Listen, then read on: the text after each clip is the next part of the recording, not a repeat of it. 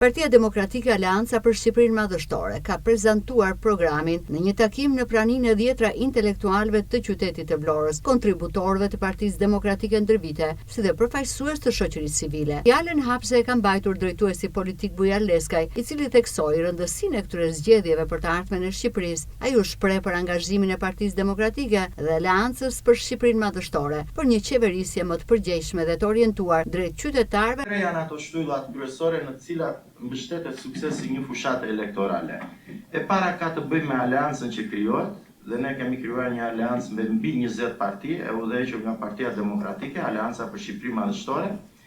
E dyta ka të bëjë me ekipin e kandidatëve, një ekip që në qarkun e Vlorës është mirëpritur në të gjitha ato grupimet të mbështetëse të Partisë Demokratike dhe përbërëse të Partisë Demokratike dhe të partive të tjera aleate të Partisë Demokratike, dhe e treta ka të bëjë me programin. Programi sot është shumë i rëndësishëm sepse dhe demagogjia dhe propaganda e Ramës mbështetet në një fakt të vetëm. Fakti që ose s'ka program të vetë ose e plagjon e kopjon nga Partia Demokratike dhe nuk do të paraqitet para qytetarëve shqiptar me program, për arsye se programi i 2013 se ka nxjerr atë laburiq përpara shqiptarëve, e ka imponuar Ramën që të kërkojë gjithmonë ta denigroj fushatën, ta fusi në batuta, në tepsi, kusi, timon apo në zhargone.